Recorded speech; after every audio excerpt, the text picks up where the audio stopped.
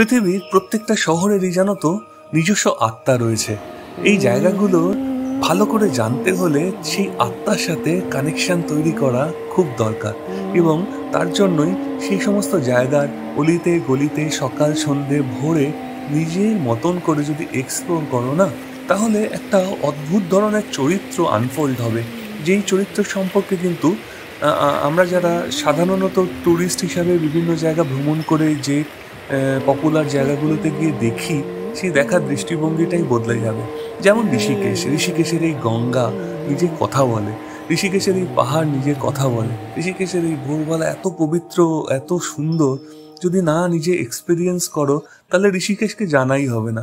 এরকমই যেমন আমাদেরকে এক ঝলক দেখে কারুর সাথে পরিচয় হওয়ার সঙ্গে সঙ্গে আমাদের নিজেদেরকে আমরা নিজেরা অ্যাসেস করতে কে কিরমভাবে পারলো তা নিয়ে সন্দিহান থাকি, তেমনি শহরগুলোর ক্ষেত্রেও তাই।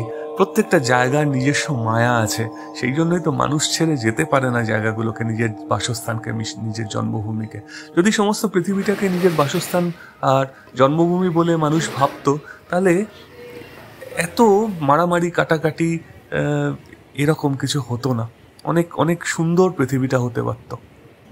শিবানন্দ আশ্রমে আজ আমার দ্বিতীয় দিন। খুব ভোরে উঠে পড়েছি, 4টে এরকম সময় ঘুম ভেঙে গেছে।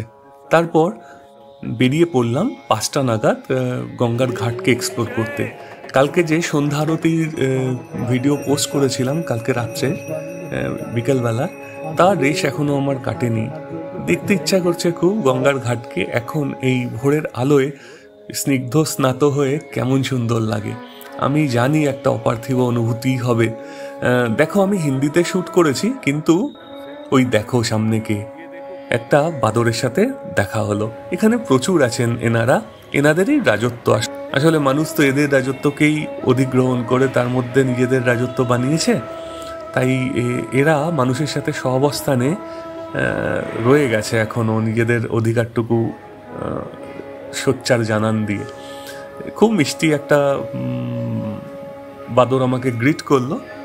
এখানে 2 ধরনের বাদর থাকে, একটা লঙ্গুরও থাকে, লম্বা লেজালা, দেখাবো এরপরে যখন ভিডিওগুলো পোস্ট করব, আর এই মানে হনুমানগুলোও থাকে। এই দেখো শিবানন্দ আশ্রমের গেট, এটাকে ক্রস করে সামনে যে রাস্তাটা, সেই রাস্তাটা কিন্তু বিশাল চওড়া রাস্তা, এবং সবসময় এটা জ্যামজমাট থাকে দিনের বেলা, কারণ এটাই তোমার কেদারনাথ, বদ্রীনাথ এই সমস্ততে কানেক্ট করে। শিবানন্দের সামনে দিয়েও, আশ্রমের সামনে দিয়েও এই রাস্তাটা রয়েছে, পেছন দিয়েও পাহাড়ের ওপর দিয়েও আরেকটা রাস্তা রয়েছে।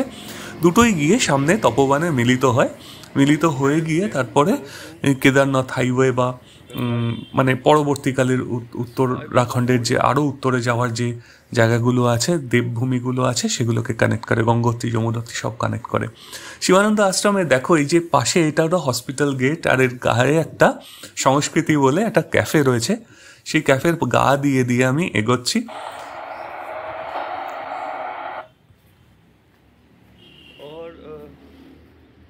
गंगा का घाट है ये।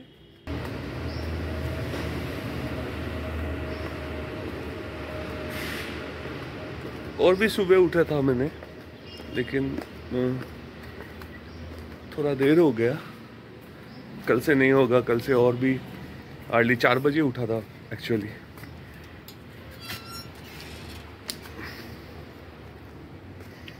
No parking, only working.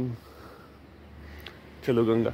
Hello, how are you? देखो लिटिल बेबी, हाय, सुनो हाय।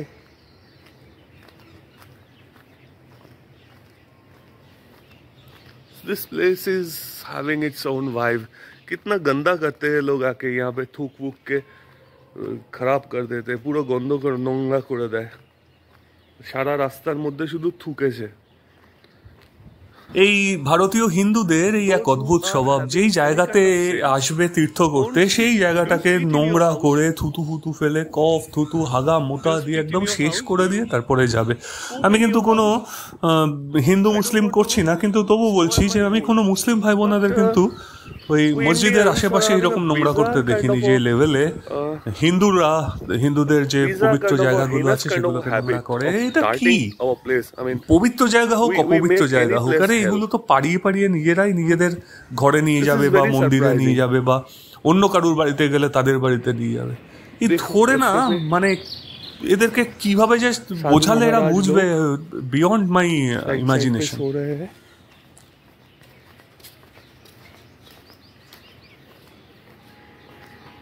It's early morning.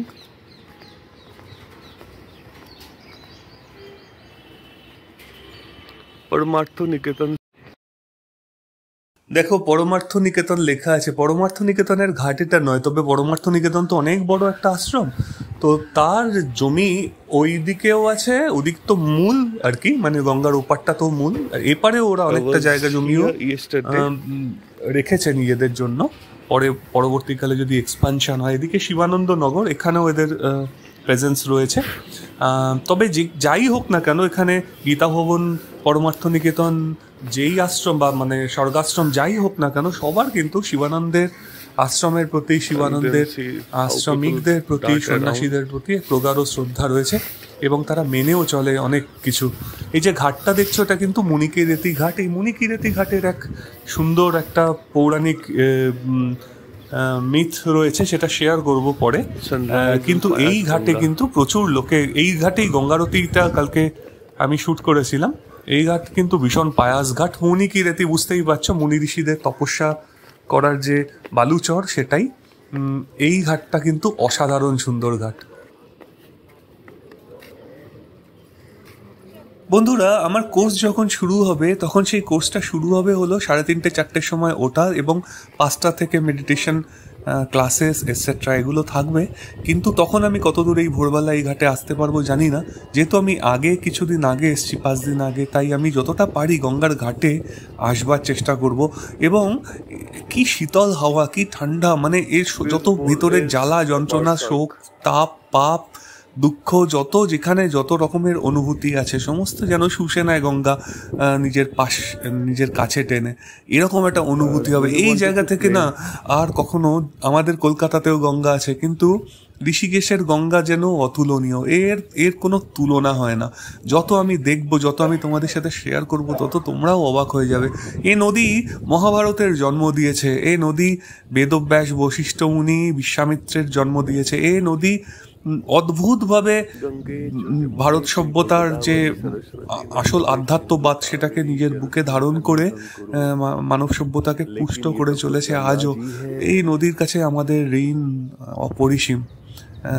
এই ঠান্ডা হাওয়া, এই গঙ্গার পাড়ে শুয়ে থাকা, বসে থাকা, অনেক মনি ঋষিরা এখানে আশেপাশে আছেন, সাধুসন্তরা আছেন যারা গঙ্গার ঘাটে শুয়ে আছেন, তাদেরকে আমি দেখাচ্ছি না, কিন্তু তারা আছেন এখানে। যারা অনেক এমন লোকজনও আছে যারা গঙ্গার পাড়ে এই উইকেন্ডটা কাটিয়ে চলে যায়, তারা অ্যাফোর্ড করতে পারে না, বিভিন্ন জায়গা থেকে, হরিয়ানা, তারপরে উত্তরপ্রদেশ, এই সমস্ত বিভিন্ন জায়গা থেকে, দিল্লি থেকে, নয়ডা থেকে আসে, তারা এসে গঙ্গার পাড়ে কাটিয়ে চলে যায়। এই এক অদ্ভুত অনুভূতি, যে যতটা পারে পজিটিভ এনার্জি সোক করে তারপরে এখান থেকে ফিরে যায়। ঋষিকেশে শিবানন্দ আশ্রমের মূল যেটা ব্রাঞ্চ, ডিভাইন লাইফ সোসাইটি, ওখানে 2 মাসের একটা বেদান্ত আর যোগের একটা যে স্টুডেন্টশিপ, 100th স্টুডেন্টশিপের বেসিক্যালি আমি একটা অফার পেয়েছি এখানে থাকার এবং এই যোগ বেদ এগুলো শিক্ষার। তো এই গোল্ডেন অপরচুনিটিটাকে আমি হারাতে চাই না, সেই জন্যই এটা নেওয়া।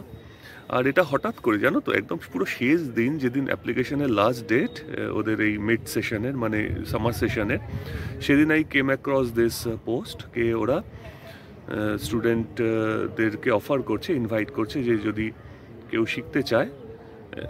ইট ইজ হাইলি সিলেক্টিভ, 40 জনের মতো সিলেকশন ওরা করে, 3 ব্যাচে সিলেকশন হয়। একটা তো জানুয়ারি না, মানে ওই মার্চ এপ্রিল নাগাদ একটা থাকে, তো মে জুনের একটা থাকে, আর এটাও মে জুনের সেশন, আর সেপ্টেম্বর অক্টোবরের একটা থাকে। এই 3টে সেশনে আমি কালকে এসে ল্যান্ড করলাম, জলিগ্রান্টে নেমেছিলাম, জলিগ্রান্ট তোমাদের সঙ্গে শেয়ার করলাম। আর তারপরে এখন এখানে আজকে সেকেন্ড ডে, আজকে ভোরবেলা গঙ্গার ঘাটে এমনি লোকজন স্নান করতে এসে গেছে, কিন্তু তা সত্ত্বেও বলি এই জায়গাটা অদ্ভুত সুন্দর জায়গা। মানে এখানে না একটা divine soul connection you can face. আমি এই জায়গার আপডেট দেবো। ঋষিকেশ আমার ব্র্যান্ড বাঙালি চ্যানেলে কিন্তু এটা ভারত ভ্রমণেরই অঙ্গ। I will definitely keep you posted. আর এই প্রসেসটাও বলে দেবো যে কী প্রসেসে, যেটা আমি খুঁজে বার করেছি, তোমরা যারা আসতে চাও এই প্রসেসে কিভাবে তোমরা অ্যাপ্লাই করবে। সিলেকশনটা তো ডেফিনেটলি অন মেরিট, কী ধরনের মেরিট, তোমার লাইফের জার্নি কীরকম আছে তার ওপর নির্ভর করে এই সিলেকশন হয়। কিন্তু this is something, if you get a chance to be here, it would be a kind of a once in a lifetime chance. You need to be fit. ওরা 21 বছর থেকে 65 ইয়ার্স অবধি allow করে, and Indian male, all Indian male can participate over here. I mean, float their application over here. But then এর পরবর্তী তো তোমার সঙ্গে ভগবানের কানেকশন। আর it is a spirituality course. It is something to do with কিভাবে তুমি তোমার জীবনে স্পিরিচুয়ালিটিটাকে ইমবাইব করবে। আর এবং it has nothing to do with Hinduism, everybody can apply. But this yoga Vedanta course would be a kind of a lifetime course. অনেক পড়াশুনো করানো হয় এখানে, তারপরে কিন্তু এটা it's not just free stay, you need to do some ashram work, you need to also, তোমাদের আশ্রমকে সার্ভও করতে হবে। আর এটা শিবানন্দ মহারাজের একমাত্র প্রথম যেই 1936 সালে স্থাপিত ফার্স্ট, মানে ওদের তো অনেক ব্রাঞ্চ রয়েছে, this is one of the branches, মানে most prominent branches and headquarter. হ্যাঁ, এই হেডকোয়ার্টার টাউনে কিন্তু প্রচুর সৎসঙ্গ আসে, প্রচুর সাধু মহারাজ এরা সমস্ত আসে, and you can have a glimpse of that. এটা একটা লাইফ টাইম এক্সপিরিয়েন্স। আমি তোমাদেরকে I will definitely keep you posted. And গঙ্গার এত সুন্দর সান্নিধ্য, এত সুন্দর আনম্যাচেবল এক্সপিরিয়েন্স। তো দেখতে থাকো, শুনতে থাকো দ্য ব্র্যান্ড বাঙালি। যদি মনে হয় যে কেন আমি ব্র্যান্ড বাঙালি চ্যানেলে এই জিনিস পোস্ট করছি, বিকজ এই travel and tourism would be also a part of my channel.